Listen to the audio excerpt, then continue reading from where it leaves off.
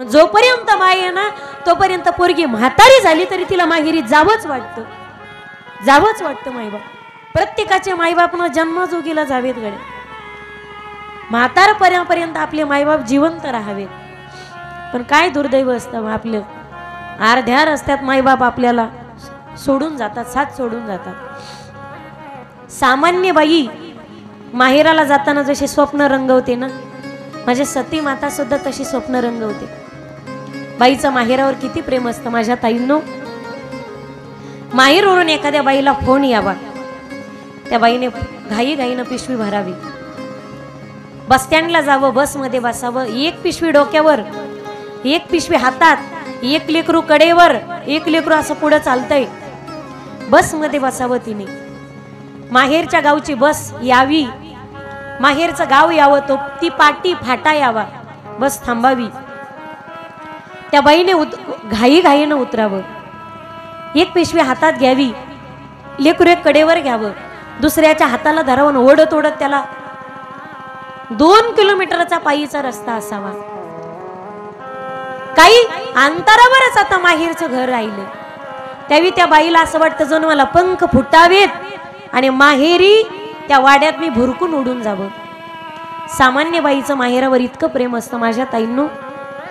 तिथे सती मातेचं प्रेम किती असेल. चालता चालता घाईघाईने त्या बाईला दगडाची ठेच लागावी, आई ग असं म्हणून तिने खाली बसावं. मला इमानदारीनं सांगा महिला मंडळ, पायाला ठेच लागली तर पायाला लागत का दगडाला? तुमच्याकडे कसं आहे, पायाला लागतं ना. पण दगड जर माहेरच्या रस्त्यातला असेल, दगड माहेरच्या वाटेचा असेल तर आता बोला पायाला आता कोणाला लागत? आता पायाला लागत नाही तर ती बाई दगडाची वेदना विचारते, दादा अरे चालण्याच्या धावपळीमध्ये मध्ये मला तू आला दिसलाच नाही रे राजा, तुला लागलं तर नाही ना? माझं जेवढं प्रेम माझ्या माहेरच्या भावावर आहे ना तेवढंच प्रेम माझं तुझ्यावर आहे रे राजा. चालता चालता येड्या बहिणीची ठेस तुला लागली, भोळ्या बाबड्या बहिणीची लात तुला लागली, तू रागावलं तर नाहीस ना माझ्यावर?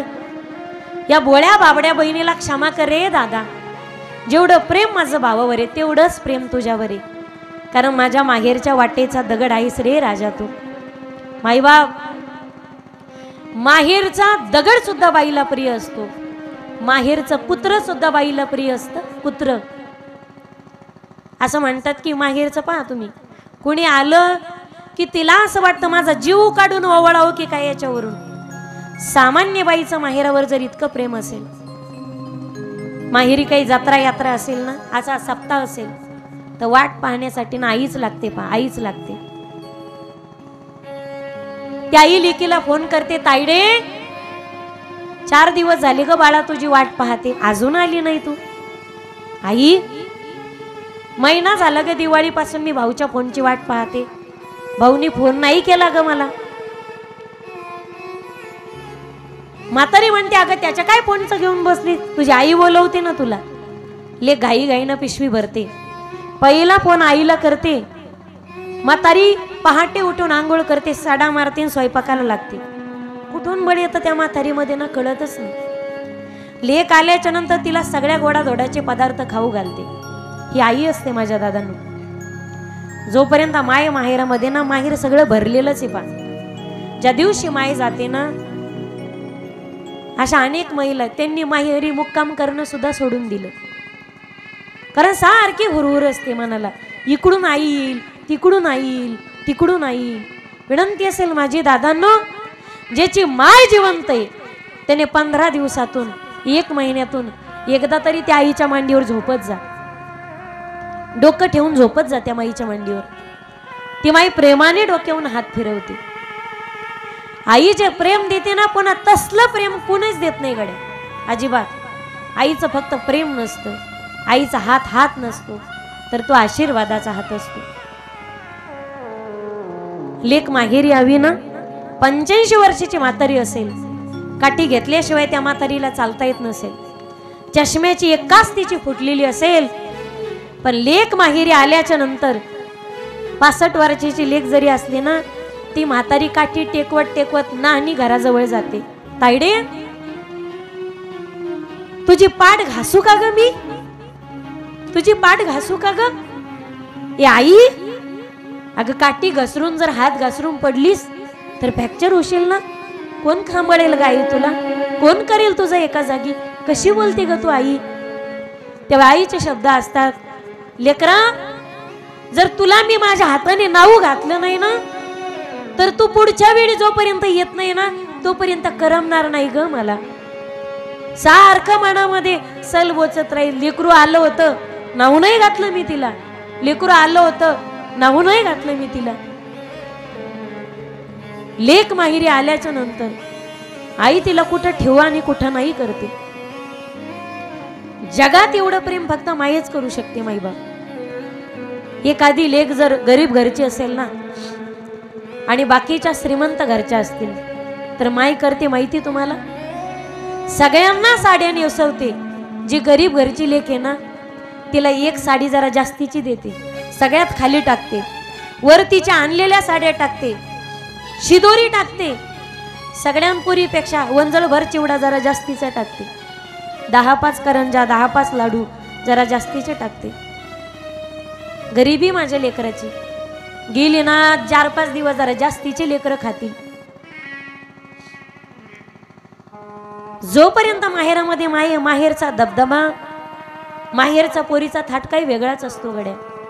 पण जोपर्यंत माय आहे ना तोपर्यंत पोरगी म्हातारी झाली तरी तिला माहेरी जावंच वाटतं, जावंच वाटतं. मायबाप प्रत्येकाचे मायबापनं जन्मजोगीला जावेत गड्या. म्हातारपर्यंत आपले मायबाप जिवंत राहावेत.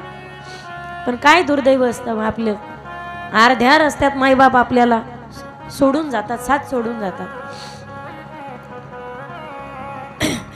सामान्य बाईचं जर इतकं प्रेम असेल, सती मातेचं किती प्रेम असेल. सती निघाली, गेल्याच्या नंतर दक्षाने सक्त ताकीद दिली, कोणीही सतीशी बोलायचं नाही, तिचा मान ठेवायचा नाही, तिचा अपमान करायचा सगळ्यांनी. सती गेली, सगळ्या बहिणी हसत खेळत गप्पा मारत होत्या. सतीला वाटलं आपल्या बहिणींच्या खोडक्यात जाऊन बसावं. सती गेली आणि म्हणे, ताई, दीदी, अक्का. आतापर्यंत सगळ्या हसत होत्या ना, सगळे एकदम गप्प बसले आणि तिचा अपमान करू लागल्या. एक जण म्हणे, सती तुझ्या नवऱ्यानं काय घरदार बांधलं का नाही, अजूनही बोंबलतच फिरतोय. नाही ग दीदी. एवढं वाईट वाटलं सतीला. विनंती असेल माझी दादांनो, सगळे श्रीमंत असतील बहीण भाऊ आणि एखादी बहीण जर गरीब असेल ना तर तिच्या गरिबीची हसी कधी उडू नका गड्या. जगाची रीतच अशी मायबाप, तुमच्याकडे पैसा असेल तर तुमचा विनोदही गांभीर्याने घेतला जातो आणि तुमच्या खिशातला पैसा आता गेला, खिसा रिकामा झाला तर त्या माणसाचा क्षणोक्षणी विनोद बनवला जातो. आणि पैसा असेल तर विनोद सुद्धा गांभीर्याने घेतला जातो. साहेब साहेब, आमके धमके तमके. गरीबाला मान देत नाहीत लोक. म्हणजे मान माणसाला नाही, आता पैशाला. जो जास्त श्रीमंत त्याचा जास्त मान ठेवायचा, त्याचा जास्त आदर सत्कार करायचा. जो श्रीमंत आहे त्याच्या जास्त पुढं पुढं करायचं. आणि गरीब असेल ना त्याला भावच द्यायचा नाही, त्याला विचारायचं बी नाही. ही चुकीची गोष्ट आहे. एक बहीण म्हणे, सती तुझ्या नवऱ्याने काही लॉकेट बिकेट घेतलं नाही सोन्याचं का, अजूनही मुंडक्याच्याच माळा गळ्यात घालून फिरतो. नाही ग दीदी. एक बहीण म्हणे, सती तुझा नवरा काय अंगाला पावडर बिवडर लावतो, अजूनही भस्माच्याच पट्टी उडीतो. नाही ग दीदी. सतीला राग आला त्या बोलण्याचा.